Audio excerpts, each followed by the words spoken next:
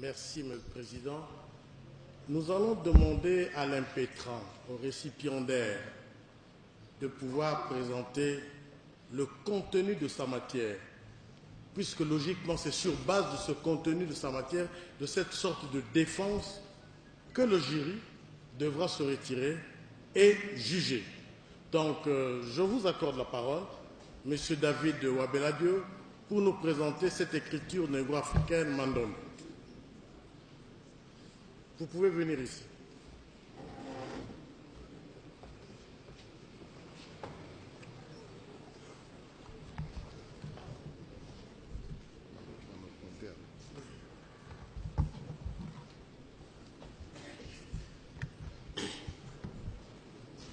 Excellences, Monsieur le ministre de l'Enseignement supérieur et universitaire, Messieurs les membres du corps académique et scientifique présents en ces lieux, distingués invités, Mesdames, Mesdemoiselles et Messieurs.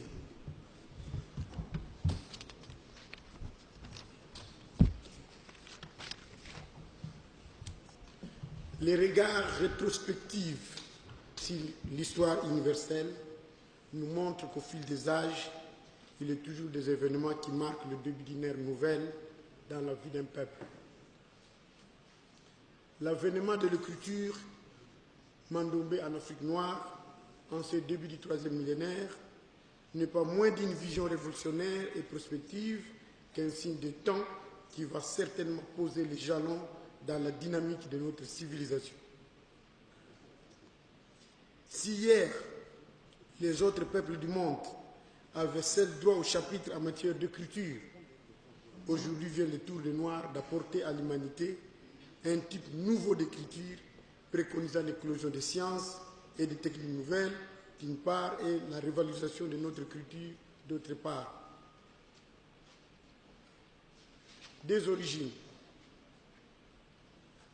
L'écriture Mandom, comme vous venez de le suivre, est une révélation divine et dictée par Papa Simon Kimbangu, à moi votre frère David Wabeladio. En effet, c'est au cours du mois de mars 1978 que j'avais reçu l'ordre d'une voix qui ne cessait de me dire d'aller en Kamba, cité sainte de l'église Kimbangis, pour prier et se purifier dans la source sacrée, afin de recevoir une mission en faveur de la race noire. Ainsi, le 13 mars de la même année, nous avons voyagé pour Nkamba accompagné de quelques membres de ma famille. En route, nous avons vécu plusieurs miracles, notamment apparition de Papa Simon Kimbangu au parking molar, lié par des chaînes au cou, au bras et aux pieds. 2. Audition de Kanti Kimbangis dans le ciel. 3. Vue d'une constellation des étoiles dans le ciel. 4. Fait prodigieux de me voir couler au sol ainsi que la lampe tempête pendant 5 heures du temps. 5. À mon aperçu, fuite d'une femme au village Katatukalumweno à 12 km d'Nkamba. Et 6. Perception d'un homme qui planait dans les airs de la cité sainte habillé en pantalon bleu foncé et d'une chemise blanche. Mes chers frères, Dieu aime beaucoup ce pays. Dans ce pays, Dieu a fait des merveilles sur moi. Le jour que je me rendais en Kamba, arrivé à 12 km de Kamba, j'ai senti la terre à trembler dans ce pays. D'ailleurs, je vais demander aux autorités que nous puissions construire quelque chose en reconnaissance envers notre Dieu à cet endroit-là. J'ai senti la terre à trembler et j'ai dit à mes cousins que la terre est en train de trembler. Soudain, à ma grande surprise, quelques temps après, j'ai senti mes 2 pieds collés au sol. On me tirait, je ne quittais plus. J'ai senti sous mes pieds, on dirait on a placé, c'est comme on a placé des ventouses. Les gens me tiraient de part et d'autre, mais je ne quittais pas et j'avais fait 5 heures du temps à cet endroit. Et je commence à pleurer parce que je croyais que je vais rester pour toujours à cet endroit. C'est que les gens vont venir de partout pour venir voir quelqu'un qui est resté collé en RDC.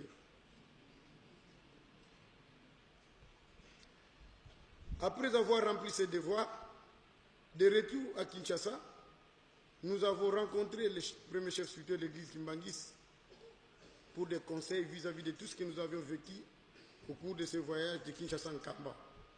Ainsi, il nous dira, je cite, « Jeune homme qui a une mission une grande mission. Tout ce que vous avez vécu, ce sont des signes qui montrent que tu es choisi par mon Père. Mais personne ne te dira la mission que tu vas avoir. Lui-même viendra te révéler la mission. C'est pourquoi, à partir de Saint-Esprit, tu dois commencer à beaucoup prier, car c'est par la prière que tu vas entrer en contact avec lui. Fin de citation.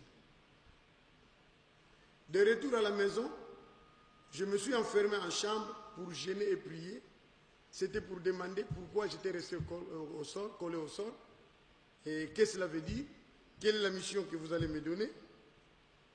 Après 8 mois de prière, où ma famille m'a privé même à manger parce que les gens du quartier commencent à leur dire, mais puisqu'il ne sort plus, il continue à prier, privez-lui la nourriture, vous verrez qu'il va sortir de cette chambre.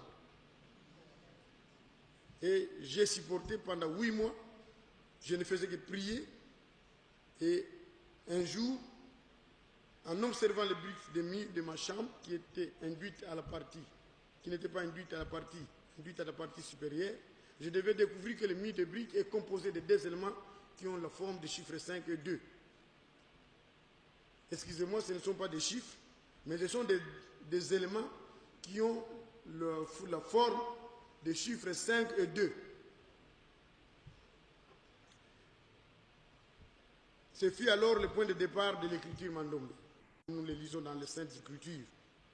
Il en est de même pour les Égyptiens qui attribuaient la révélation de l'écriture à leur dieu Thoth. Autant qu'aujourd'hui, nous venons de bénéficier, en ce début du 3e millénaire, de la révélation de l'écriture Mandombe par Papa Simon Kimbangu.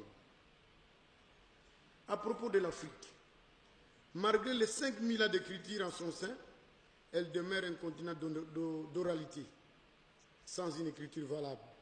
Alors que point n'est besoin de vous rappeler que l'Afrique est le berceau de l'humanité. Car l'histoire nous dit que les grands chercheurs du monde, comme Pythagore et autres, ont étudié en Égypte, où nous trouvons aujourd'hui plusieurs vestiges qui datent de millénaires. Les pyramides étaient construites à partir de grandes pierres taillées, superposées comme sur le mur de briques, auquel nous avons découvert l'écriture Mandombe qui fait partie de l'égyptologie.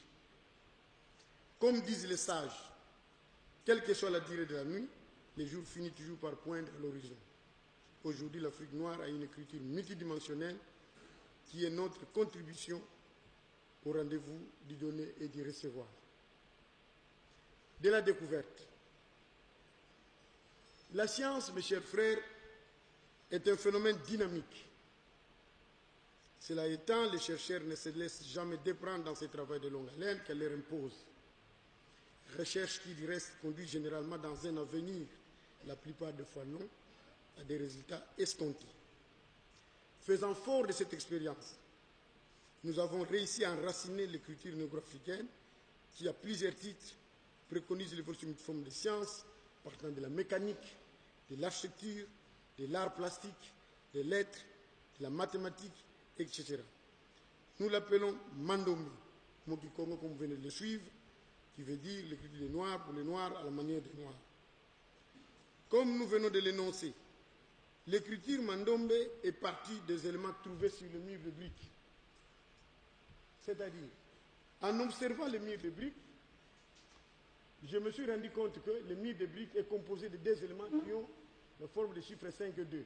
C'est-à-dire, les jouets que les maçons forment pour joindre les briques, vous avez le chiffre 2, vous avez le chiffre 5 partout. Vous avez le chiffre 2, vous avez le chiffre 5. Vous avez le chiffre 2, vous avez le chiffre 5. Vous avez le chiffre 2, vous avez le chiffre 5. Vous avez le chiffre. Donc, tous les murs de briques renferment 2 éléments qui ont la forme des chiffres 5 et 2, et c'est la découverte de nous les Noirs ici en Afrique, plus précisément en RDC. Eh bien, en étudiant minutieusement ces 2 chiffres, pendant plusieurs jours, je me suis rendu compte que ces 2 chiffres sont symétriques par rapport au principe des miroirs. C'est-à-dire, si vous prenez votre miroir, le petit miroir que nous utilisons pour regarder la figure, vous regardez le chiffre 5, allez faire cet essai aujourd'hui à la maison, cette expérience, vous verrez l'image dans le miroir deviendra 2 et vice-versa. En étudiant minutieusement ces 2 éléments, j'ai commencé à persévérer. Je me suis dit, Je vais commencer à ajouter des petits traits à chaque extrémité de ces deux éléments. Ici, vous avez le chiffre 5, ajouté d'un petit trait à la partie inférieure. Notre 5 devient le chiffre 6. Là, ajouté d'un petit trait à la partie supérieure, notre 5 devient 9. Or, dans le miroir, 2 devient 5 et 5 devient 2. Donc, si nous avons le chiffre 2, dès que nous ajoutons un petit trait à la partie supérieure, l'image de cet élément nous donnera 6 dans le miroir. Et de même, 2 ajouté d'un petit trait à la partie supérieure nous donnera dans le miroir le chiffre 9. Et c'est comme ça que j'ai découvert que ces deux éléments, cette écriture doit avoir indubitablement 4 positions à partir de l'ajouter de petits traits à chaque extrémité de ces deux éléments qu'on a trouvés sur le mur de briques.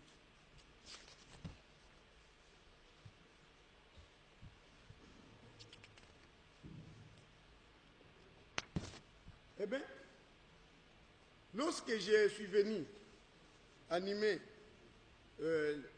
la conférence ici à l'Université de Kinshasa, à la Faculté des Sciences, et puis on m'avait recommandé à l'Institut de recherche scientifique chez le professeur Lofo, qui était à ce moment-là directeur du département des sciences naturelles et appliquées.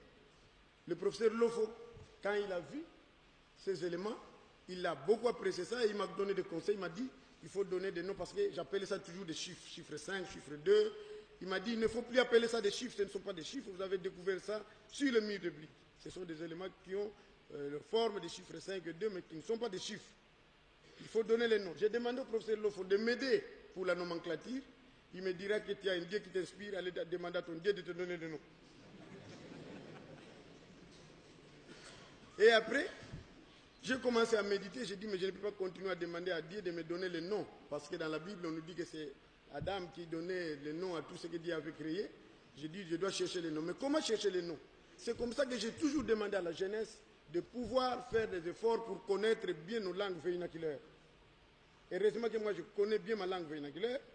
Et j'ai découvert que dans les langues, nos ancêtres ont laissé des énigmes, des messages. Même dans les chansons, même dans les contes. Et j'ai découvert une chanson qu'on chantait dans tous les royaumes Congo, à partir de Bandundu jusqu'au Gabon là-bas. On disait dans cette chanson Gelengele Mundila Congo, Ndokote Lubamba Loame, Lubamba Bangilanga Lembo Biame, Lembo Biami Bakilanga Ngola Zame, Ngola Zame Zize, Levana Zanga, Evana Zanga Vamoneke Nyoka Moyo, Nyoka Moyo Itele Mwana Ndumba. Mwana ndumba kaidi waitate mune Kongo mune Kongo mwakane ngoma tanu zisanga pakundungu pakundungu pelekete pakundungu pelekete.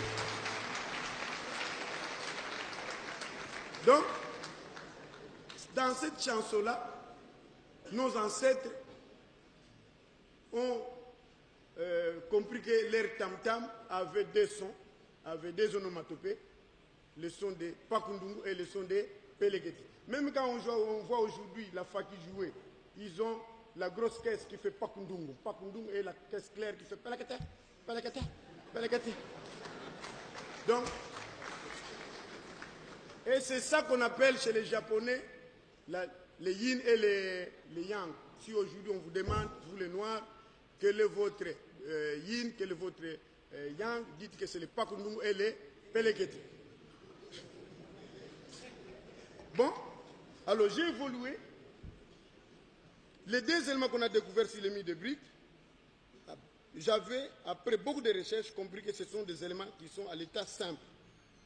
Tandis que les 4 éléments qui portent des petits traits à chaque extrémité, ce sont des éléments transitoires, des éléments composés qui vont nous permettre de passer du simple au complexe. Et quand je fais la fusion de l'élément composé et de l'élément simple, j'ai découvert cette clé ici, que nous appelons la clé du premier temps, ou la clé fondamentale dans sa position initiale. Et je commençais à étudier cette clé pendant plusieurs jours, plusieurs mois. Plus tard, je me suis rendu compte que les petits traits là que j'ajoutais à 5 pour faire 6, Ces petits traits-là, je peux le faire parcourir une course de moitié sa valeur en mouvement cyclaire continu. En le faisant parcourir une course de moitié sa valeur en mouvement cyclaire continu, l'ensemble de cette clé va commencer à se métamorphoser. Et quand ça a commencé à se transformer, j'avais retenu 5 temps. Et plus tard, je me suis rendu compte que ce sont des nouveaux types d'angles que nous venons encore de découvrir. Vous avez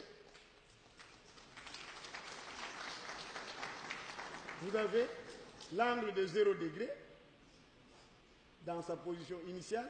Et ici, voilà le petit trait. Je disais que je vais le faire parcourir une course de moitié sa valeur en mouvement cyclaire continu. Donc j'ai divisé ça en 2 et j'ai posé mon deuxième chiffre. Et là, vous avez le deuxième temps de notre critique qui est l'angle de 45 degrés. Vous verrez ici dans le diagramme, j'explique le mouvement de l'élément postiche, de ce petit trait que nous appelons élément postiche, c'est-à-dire un élément qu'on a ajouté, qui est artificiel, que nous sommes en train de déplacer pour un mouvement cyclaire continu, je vous l'ai dit. Donc ici, vous avez d'abord 0 degré, 45 degrés, et puis là nous avons 90 degrés parce que le petit trait ici a disparu, mais il est là parce qu'il est en position horizontale par rapport à notre vie. Et c'est comme ça qu'il est devenu un point, donc il est là, il est dans cette position. Il forme l'angle de 90 degrés. Et là, l'élément qui avait disparu ici vient de réapparaître là-bas, mais ici vous verrez qu'il est en position de l'angle optique. Il donne l'angle de 135 degrés. Vous pouvez avancer. Vous pouvez avancer. Et ici, vous avez l'angle de 180 degrés, où vous trouvez que l'élément postiche vient de s'ouvrir dans son entièreté. Hein, il est égal à tous les côtés. Donc, il vient d'effectuer une course de 180 degrés par rapport à sa position initiale. Nous pouvons passer. En somme, ces étapes, nous les appelons les 5 temps de l'écriture qui jouent le rôle de consonnes équivalents à celles de l'écriture latine. C'est-à-dire les angles que vous venez de trouver, que nous venons de découvrir en faisant parcourir notre petit trait qu'on a ajouté aux éléments simples pour avoir des éléments composés, ces angles-là, c'est ça que nous allons utiliser dans tout ce que nous allons faire, même dans la mathématique, dans la géométrie, dans les lettres, dans l'art plastique, dans la mécanique, etc. Voilà. Ici, compte tenu de l'ajouter des éléments postiches à chaque élément aux 2 éléments qu'on a trouvés sur le mi-débris, j'avais dit que c'est à partir de là que j'avais su que chaque élément de notre écriture doit avoir indubitablement 4 positions. Donc les angles aussi doivent avoir indubitablement 4 positions. Ici, par exemple, c'est un angle qui est parti du chiffre 9. Et là, puisque vous voyez les points là-bas, c'est un angle qui est parti du chiffre 6. Et là, c'est parti du chiffre 2. Et là, c'est parti du chiffre 9, le revers de 9. Et là, le revers de 6, je vous l'ai dit. Donc voilà, vous avez les différentes positions de nos angles à partir du premier temps jusqu'au 5e temps. Vous pouvez passer. Maintenant, lorsque j'ai découvert ces angles, j'étais bloqué. J'avais trouvé que je ne pouvais pas évoluer avec les angles. Il fallait quelque chose. Et quand j'ai cherché, je me suis rendu compte qu'il fallait nécessairement trouver des voyelles ou des graphes. Mais comment trouver ces voyelles? Et je commence encore à faire une autre recherche. C'est-à-dire, je suis parti d'un carré qui a la forme d'un zéro, qui a la forme d'un carré. Et de là, je fais la superposition des 2 carrés. J'ai obtenu cette grille. Mais dans cette grille, je peux tirer la lettre 1, le chiffre 1, le chiffre 2, le chiffre 3, le chiffre 4, le chiffre 5, le chiffre 6, le chiffre 7 et le chiffre 8. Voilà.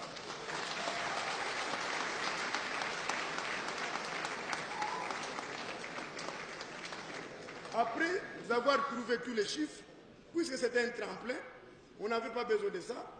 C'était pour trouver les voyelles que nous allons utiliser dans notre écriture, que nous allons associer à nos angles. Et là, j'ai fait maintenant l'union de ces 2 8. Et là, nous avons obtenu une grille à 4 petits carrés. Ici, j'ai dit, je vais tenter un peu de tirer les lettres. Je tire, je vois la lettre A, mais la lettre B n'est pas là, la lettre C. Et là, la lettre E est là, la lettre F est là, la lettre G est là, la lettre H est là, I est là, J est là, H, J, H, I est là, K n'est pas là, L est là, M n'est pas là, N n'est pas là, O est là, P est là, I est pas P, Q n'est pas là, R n'est pas là, S est là, ST est là, I est là, V n'est pas là, W n'est pas là, X n'est pas là, Y est là, et puis Z. Et pour avoir toutes les lettres, qu'est-ce que je fais? J'ai introduit des diagonales dans cette grille. C'est comme ça que j'ai introduit des diagonales, de manière qu'elle nous divise cette grille en 8 petits triangles isométriques. Et là, j'ai commencé à tirer les lettres qui manquaient.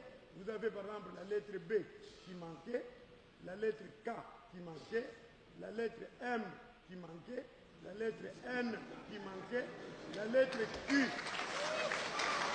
manquait, la lettre R qui manquait, la lettre V qui manquait, la lettre W et la lettre X.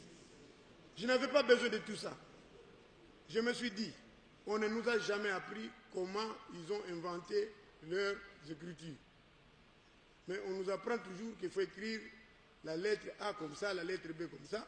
Si les chercheurs qui avaient inventé ces lettres étaient partis de cette manière-là, c'est à partir de cette grille qu'ils avaient trouvée, tant pis. Moi aussi, je vais tirer mes histoires ici, dans la même grille.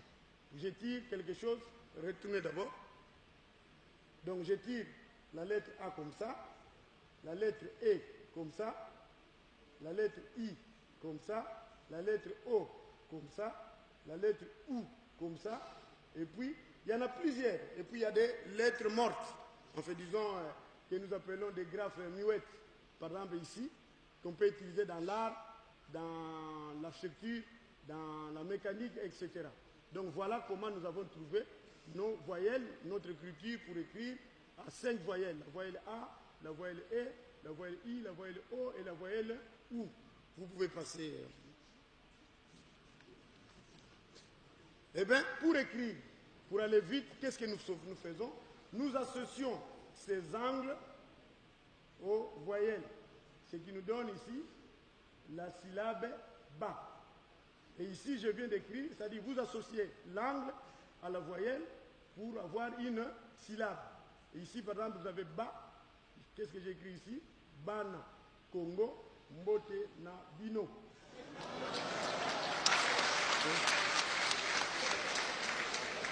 L'avantage ici, nous pouvons développer notre intelligence à partir de cette écriture. Parce que toute personne qui apprendra cette écriture deviendra très intelligent parce que l'écriture a des principes mathématiques et il va toujours se référer aux principes de miroir, soit au principe de l'optique. Ainsi, vous verrez, je peux appeler Papa Nsimba Lefi est là, le professeur de Mandombe. Papa Nsimba, venez payer. Papa Nsimba Lefi est mathématicien de formation. Il est licencié en mathématiques, il a terminé à l'IPEN. Et c'est lui qui enseigne cette écriture. Il est parmi les premières personnes qui ont appris cette écriture. Papa Nsimba, vous pouvez vous arrêter là. Nous avons la syllabe ba ici. Oh là. Papa Benga, viens arrêter. Nous avons la syllabe. Vous avez la syllabe ba, Papa Nsimba. La syllabe ba est de quelle famille? Famille Pakundungu, parce qu'elle est famille de 5. Et elle est de quel degré, pardon? Premier degré, parce que c'est l'angle de 0 degré. Et elle est dans le miroir, elle peut nous donner quelle position, quelle syllabe? Fa, très bien. Au 4e temps, si nous l'amenons au 4e temps, fa au 4e temps, fa au 4e temps, non, bah oui, au 4e temps deviendra wa, très bien. Wa dans la rotation, ra, ra dans le miroir, ya, très bien. Et si nous montons au 3e temps,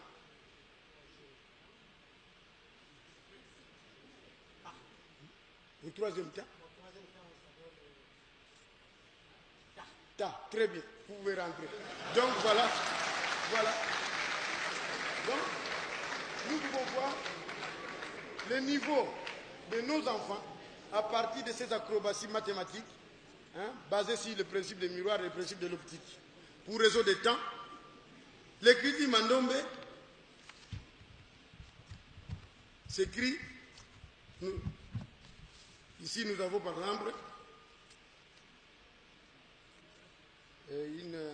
excusez-moi, voilà, c'est informatisé au Canada par un expert informaticien canadien, M. Patrick, qui enseigne à l'Université de Montréal. Oui, qui enseigne à l'Université de Montréal.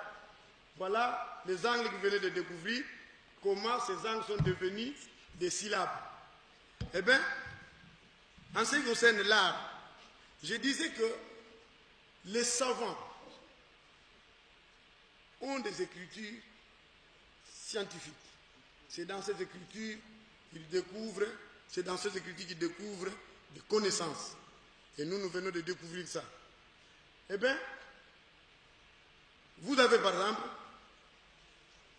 ici, l'élément Pakundungu, associé à cet élément que nous avons tiré toujours dans la... Parce que vous ne pouvez pas sortir de cette grille-là. Tous les éléments que vous allez utiliser en cette écriture, que vous pouvez, disons, que vous allez toujours associer aux angles ou soit aux éléments découverts sur le mur de briques, doit toujours être tiré dans cette grille-là. Et ici, nous faisons par exemple l'union de l'élément Pakundungu à cet élément ici. Vous avez ce que nous appelons la clé. Mais cette clé, vous pouvez passer en les multipliant, en rattachant ces unités les unes aux autres. Voilà, c'est ça ici. Là, c'est la répétition. Ici, c'est le miroir. Et ça, quand vous placez le miroir, 5 devient 2. Ça, c'est la même. Ici, c'est la rotation, c'est le principe de rotation qui fait que 9, par exemple, devient 6. Vous avez la rotation de ça, la rotation de ça, la rotation de ça, la rotation de ça. Et quand vous fusionnez, vous allez... Voilà, ça vous donne une figure artistique. Et là, vous verrez, il y a la tête, il y a les bras, il y a les pieds.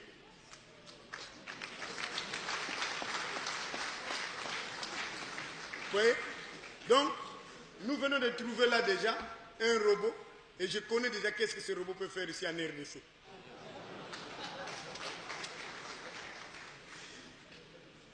Vous pouvez passer rapidement. Ici, vous avez, à partir de cet art toujours, j'ai déjà formé plus de 5000 personnes qui ont déjà pris cet art et qui font de très bons motifs. Et ces motifs, c'est-à-dire, tels que vous voyez là, ce sont des combinaisons de chiffres, mais maintenant des chiffres et des angles qui prennent maintenant des encoches que vous pouvez combiner. Et lorsque vous terminez à combiner, vous formez ce que nous appelons la matrice. À partir de cette matrice, c'est à vous maintenant de choisir les parties utiles que vous pouvez décorer pour faire sortir, par exemple, des beaux dessins pour les pagnes de nos femmes, nos tapis, nos carreaux, nos papépins, ainsi de suite. Mon frère ici, M. Benga, que j'ai formé aussi, M. Benga, venez ici.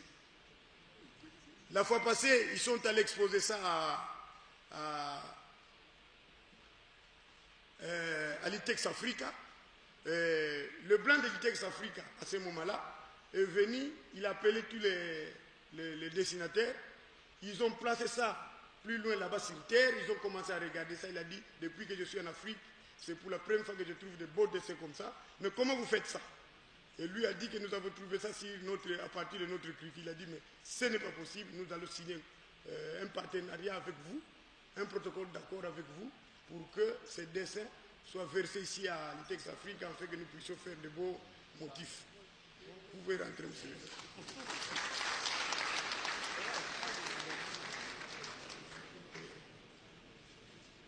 Donc, à l'Académie des Beaux-Arts, on m'invite régulièrement là-bas pour des conférences et les professeurs ne cessent de demander aux autorités que ça soit enseigné, que ça soit inséré dans le programme de l'enseignement pour que nos étudiants apprennent ça. Vous pouvez passer pour qu'on gagne du temps. Monsieur Benga, défilez. Voilà. Ici, vous avez toujours les angles de notre écriture, l'angle de 0 degré. On va faire maintenant la fusion de chaque angle avec son revers. Et quand on fait la fusion, vous remarquez ici, cette figure, en étudiant minutieusement cette figure, je me suis rendu compte que cette figure, à la partie supérieure, il y a un rectangle. Ça nous donne un rectangle. Mais ces rectangles-là, c'est ça qu'on appelle en mécanique, dans le moteur du véhicule, le piston. Donc, le piston est assis au point bas. Donc, ça, c'est le point bas. Et avec les clés du deuxième temps, la sommation des clés du deuxième temps nous donne ce que nous appelons en mécanique le deuxième temps du moteur, la compression. C'est-à-dire le piston monte en comprimant l'air qu'il avait aspiré au premier temps. Vous avez avec les clés du troisième temps, la fusion ici, c'est ce qu'on appelle en mécanique l'explosion ou la détente. Ici, le piston, après avoir atteint le haut niveau de sa chambre à combustion, c'est pendant ce temps-là que le constructeur a prévu l'envoi de mélange gazé dans la chambre à combustion et la bougie lance au même moment des étincelles, il y a inflammation du mélange gazé et puisqu'il y a inflammation et augmentation de volume d'air, le piston ne sait plus supporter le poids du volume d'air, il est chassé vers le bas et il fera avec les clés du quatrième temps, les angles du quatrième temps, ce que nous appelons l'échappement, c'est ce qui chasse l'air qui était brûlé vers l'extérieur.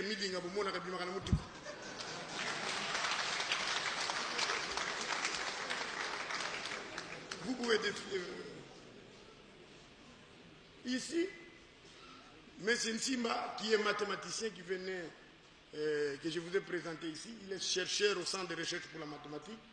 J'avais découvert plus de 250 théorèmes de Pythagore. Et j'avais compris que le théorème qu'on nous enseignait en classe de Pythagore, c'est un théorème qui est statique. Mais à partir de l'écriture Mandome, parce que les angles d'écriture Mandome, ce sont des angles qui sont mobiles. Hein? Et nous avons trouvé que ce théorème, nous pouvons la rendre aussi mobile. Et la mobilité de ce théorème, nous l'avons découvert à partir des angles de temps. Mais ici, vous avez par exemple l'élément simple, Pakundungu. Ici, nous allons, j'ai dit, je vais faire parcourir cet élément. Je vais l'imprimer un mouvement circulaire continu. En l'imprimant, le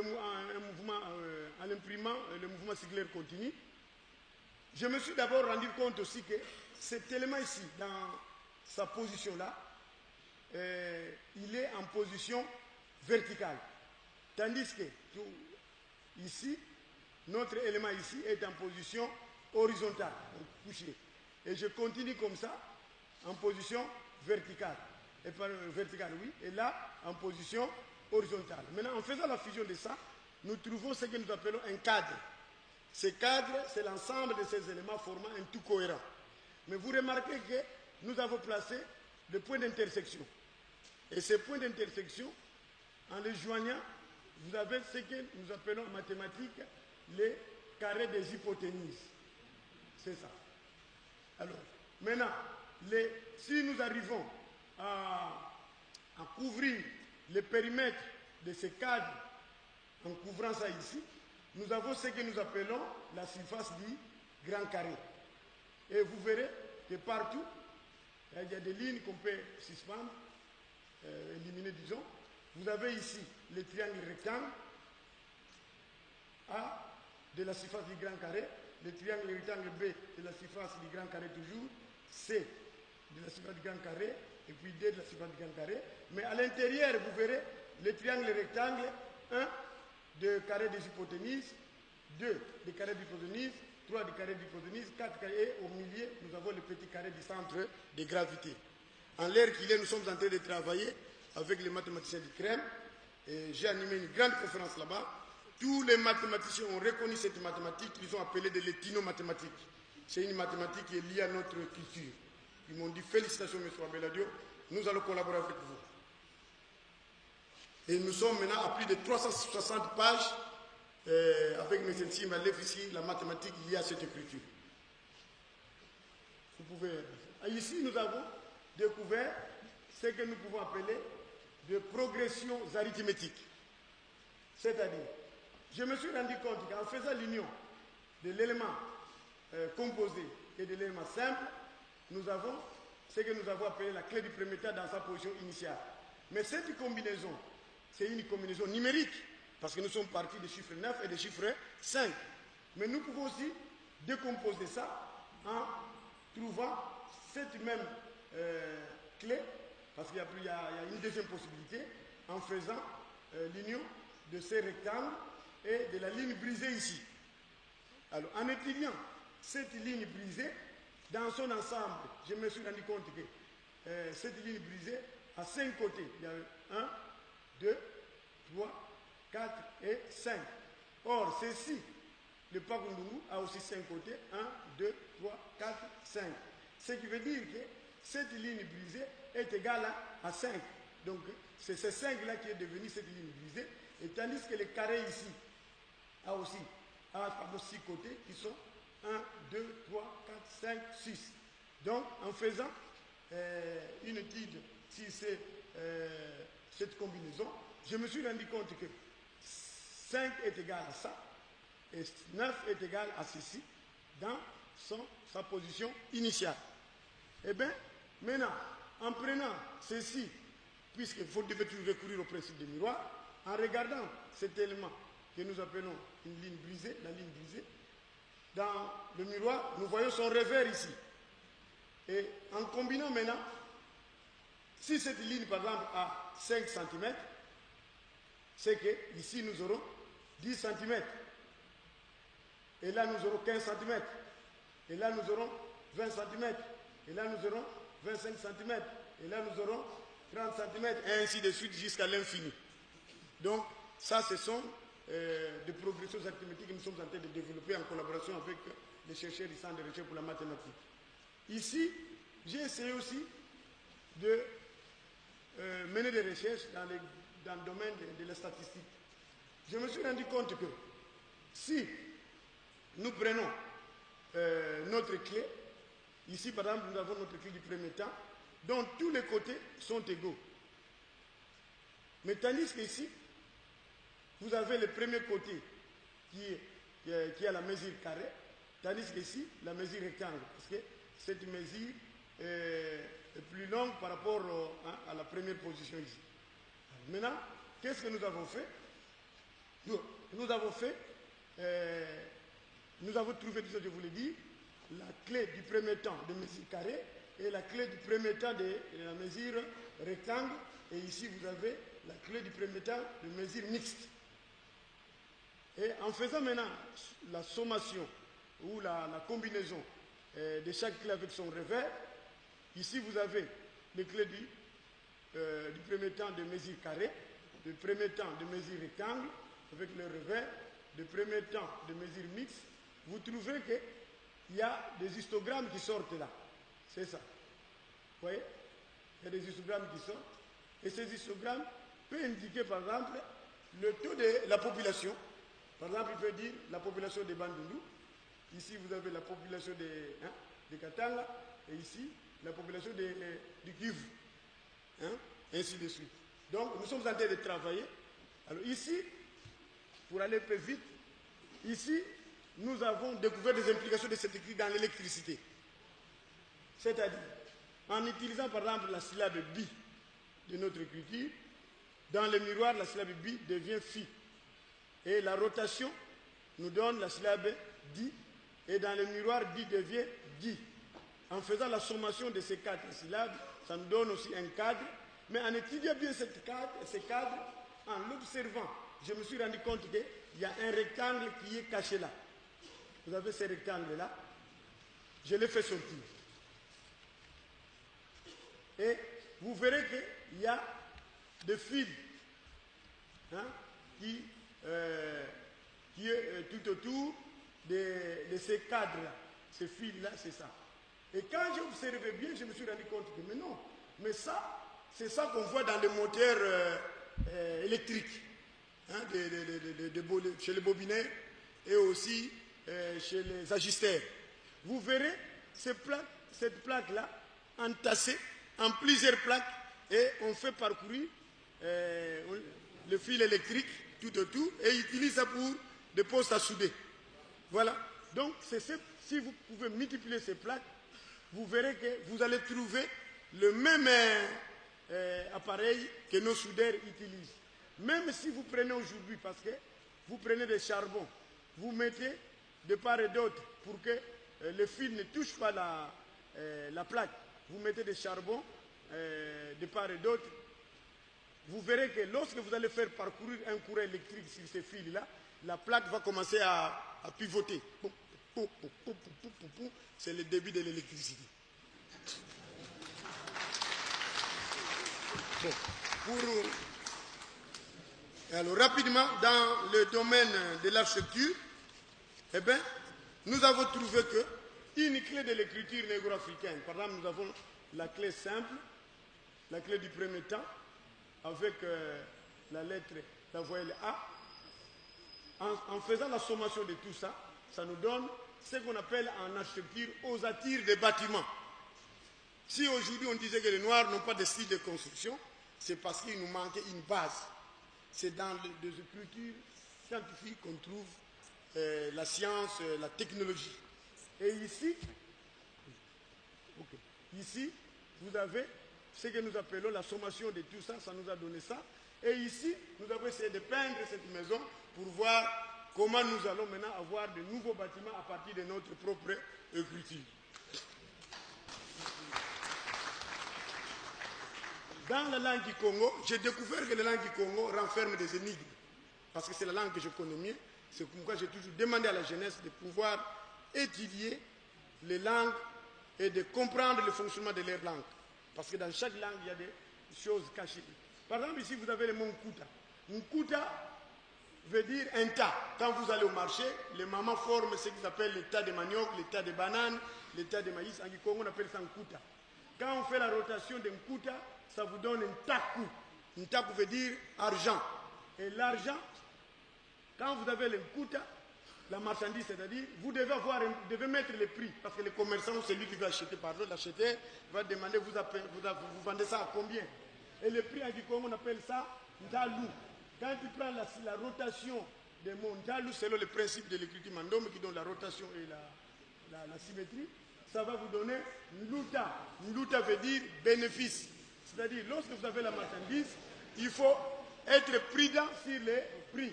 Parce que c'est le prix que tu vas avoir les bénéfices, et les bénéfices fera que tu puisses avoir de l'argent et tu pourras acheter d'autres Nkuta pour continuer votre commerce.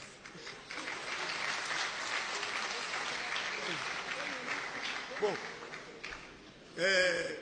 Le reste, on va en parler dans le couloir. Merci beaucoup.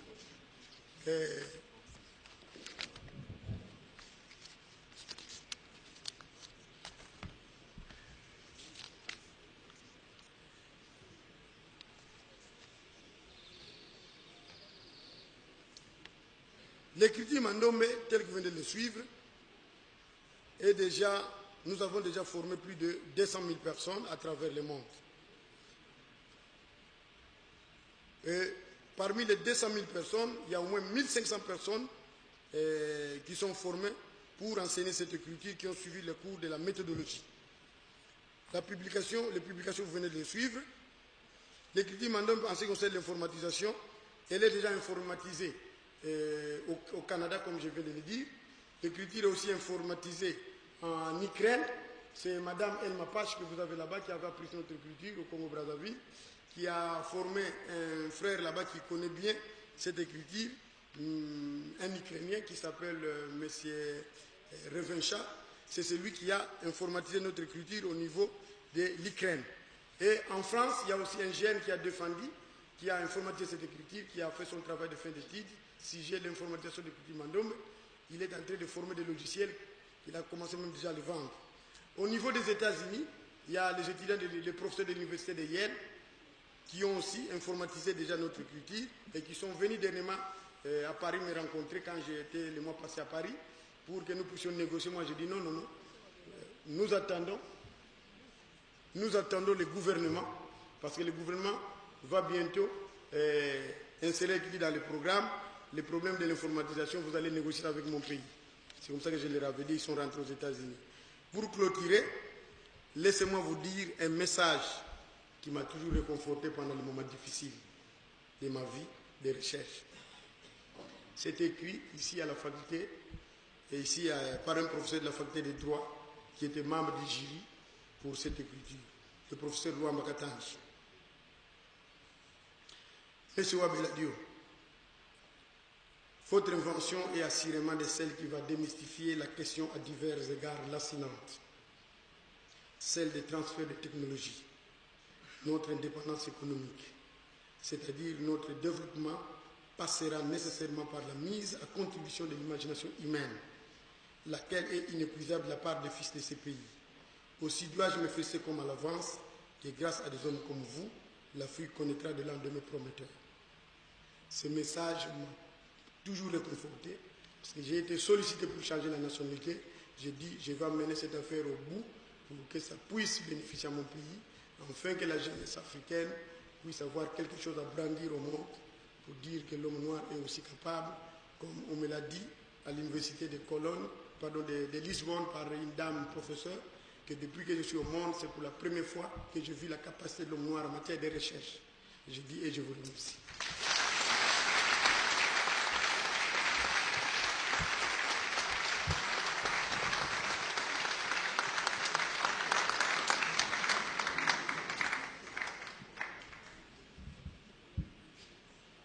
Merci infiniment.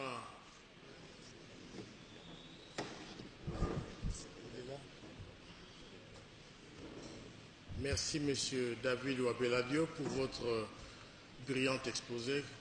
À l'époque où nous étions à l'université Lovanium, il y avait un professeur de sciences qui disait l'unité du savoir dans la diversité des connaissances.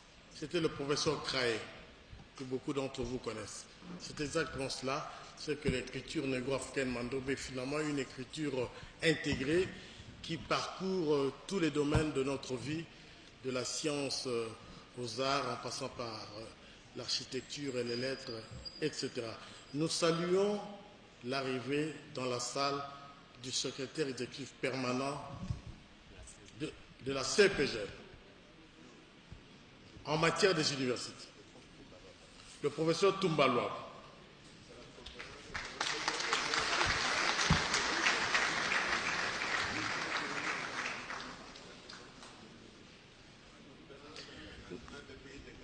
Ah, excusez-moi. Il faut rectifier. Conférence internationale des pays des Grands Lacs. Il s'agit de 12 pays, alors que la CPG ne prend que 3 pays. Encore une fois, nos félicitations, cher professeur. Nous allons inviter les 3 membres du jury qui sont désignés pour la phase laudatio de pouvoir passer ici au micro. Avant que le jury, c'est prévu, j'ai vu dans le programme qu'il y avait 3 membres du jury qui devaient procéder à la phase laudatio. Monsieur le Président,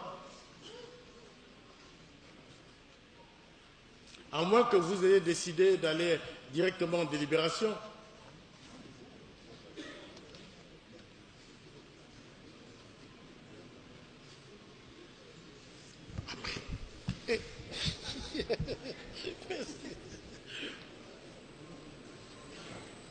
le jury se concerte.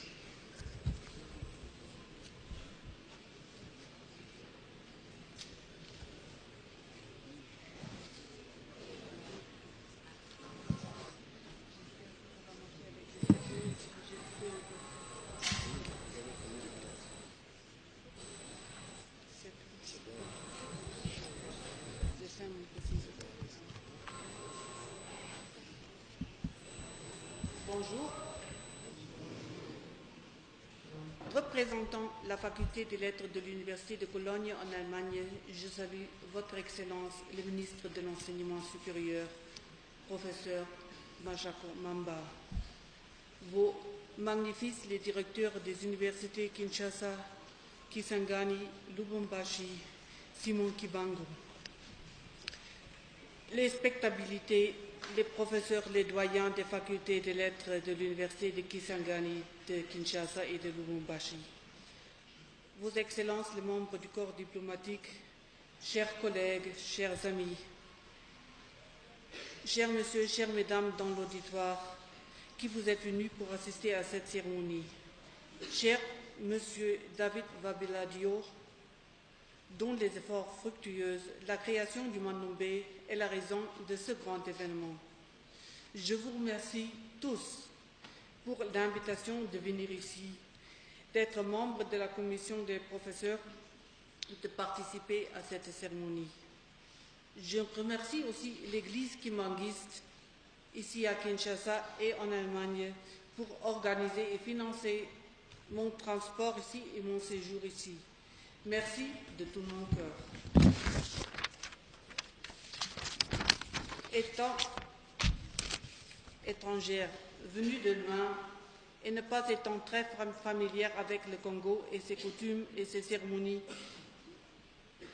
j'ai décidé, pour éviter des fautes cérémonielles, de présenter quelques idées sociolinguistiques, des idées reliées à l'invention du mandombé et la question de son diffusion.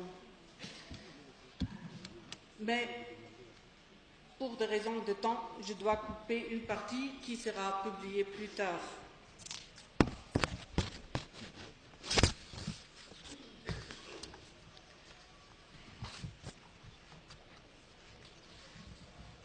La sociolinguistique est la sous-discipline de la linguistique qui étudie les écritures et leurs usages. Ainsi, je m'adresse à vous comme sociolinguiste.